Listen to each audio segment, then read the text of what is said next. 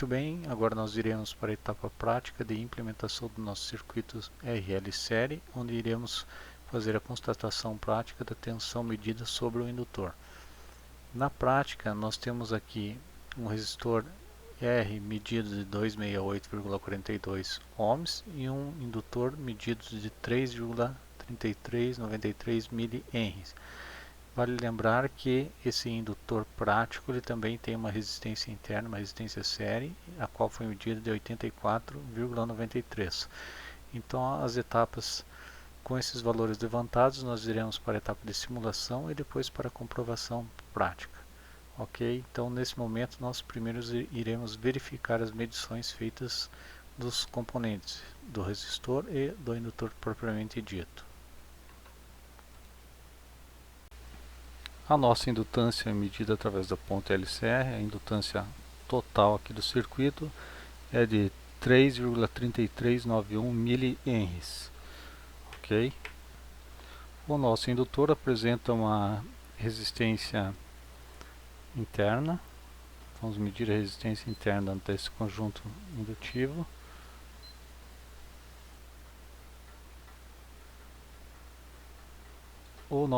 O nosso conjunto de indutores apresenta uma indutância total de 3,3393 mH e uma resistência total de 84,93 ohms. Muito bem, com esses valores obtidos através da medição prática, nós podemos alimentar o software de simulação e também podemos fazer aqui as nossas contas para comprovar então com a prática.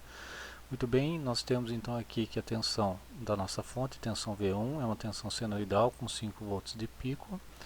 E passando então para o modo fasorial, nós temos aqui, antes de passar para o modo fasorial, nós vamos transformar isso aqui seno em cosseno, pois o nosso fasor é definido em termos de cosseno, como visto anteriormente.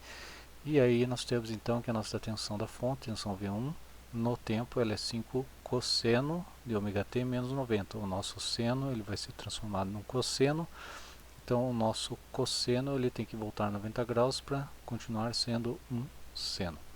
Muito bem, então agora a nossa expressão da tensão da fonte é 5 cossenos de ômega t com uma defasagem de 90 graus. Então isso aqui na verdade significa a mesma coisa, né? Esse seno de ômega t e esse cosseno de ômega t menos 90 são a mesma coisa.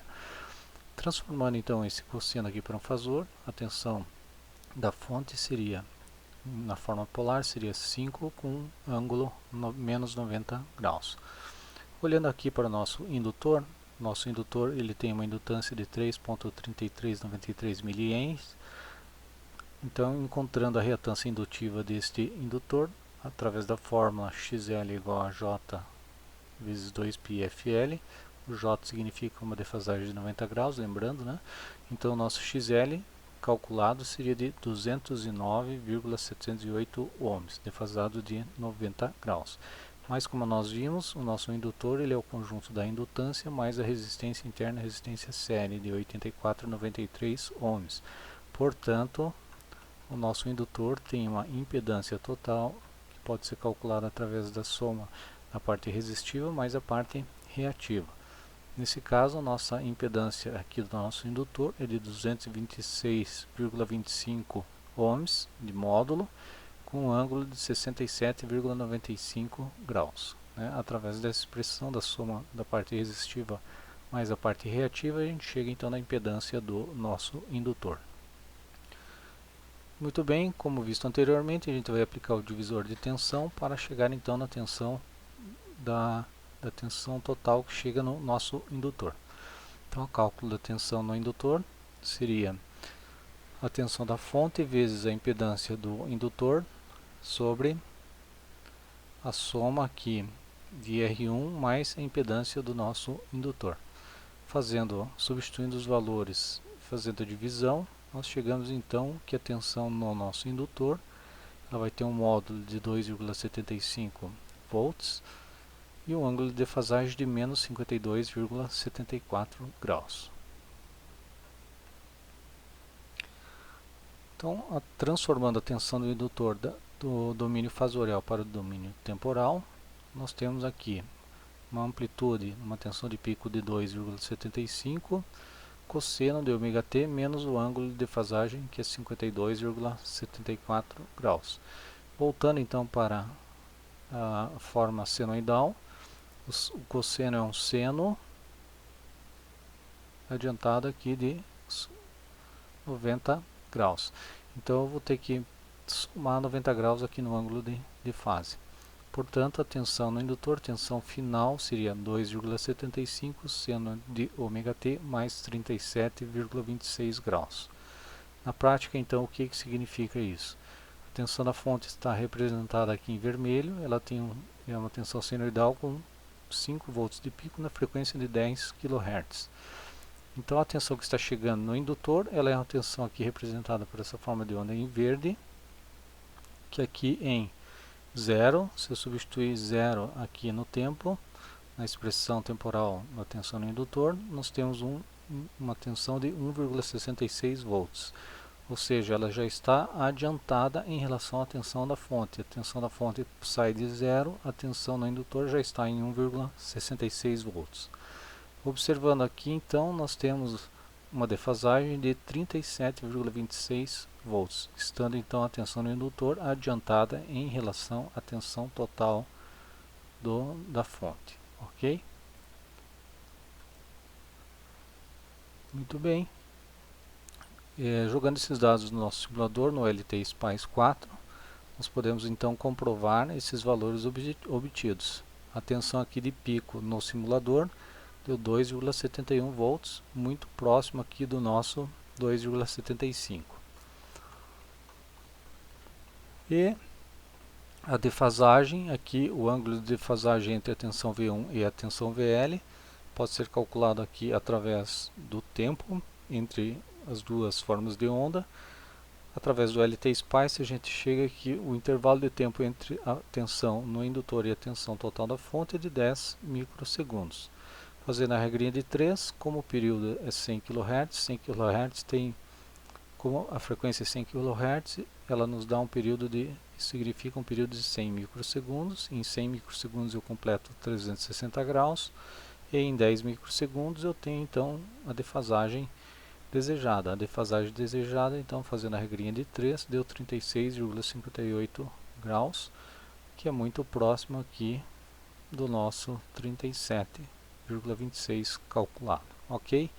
Então essa foi a etapa de simulação e agora nós iremos então para a comprovação prática desses valores aqui.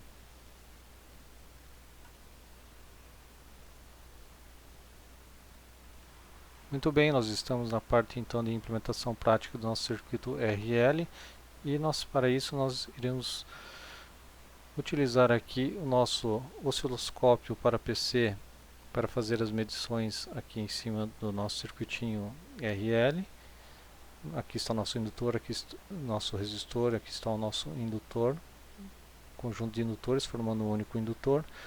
O sinal está sendo gerado aqui através desse gerador de funções, um sinal de 5 volts de pico, 10 kHz. Então a gente vai fazer as medições do canal 1 e canal 2 aqui do nosso osciloscópio para PC da Analog Arts, ok? Então vamos lá para ver o sinal. Nós temos aqui na tela então do nosso PC, em amarelo, o sinal de entrada, o sinal de 5 volts de pico, está aqui no cantinho, a tensão de pico máxima 5 volts, e aqui em azul é a saída ou a tensão medida lá no nosso indutor. E a gente vê aqui então no canal 2, 2,75 volts de pico. Comparando então aqui com a nossa simulação prática e com os nossos cálculos, veja que nós temos então 2,7 volts aqui na simulação e na prática 2,75 volts aqui no nosso indutor, então batendo com valores muito próximos inclusive. Agora nós iremos ver, para finalizar, a defasagem angular aqui entre a tensão do indutor, que está adiantada, em relação à tensão de entrada, a tensão em amarelo, que é a tensão da fonte. Para isso a gente vai ampliar um pouquinho o sinal. E aí a gente vai medir a distância entre o tempo, na verdade, aqui entre as duas formas de onda. Vou usar o marcador. Vamos fixar aqui na primeira. Em relação à segunda. E aí nós temos um tempo de 10,25 microsegundos, né? Se a gente comparar então aqui, aproximadamente, se a gente comparar aqui com o nosso valor simulado e o calculado, nós temos aqui 10,16 microsegundos, 10,25, que é muito próximo lá dos 37 graus que a gente havia previsto na teoria. Ok? Então com isso a gente consegue comprovar que a prática se aproxima muito da nossa teoria, com pequenos erros aí de aproximação. Então seria por isso. Gostaria de agradecer a presença de vocês. Qualquer dúvida, por favor, entre em contato. Se gostou do vídeo, por favor, dá um clique aí. Muito obrigado e até a próxima.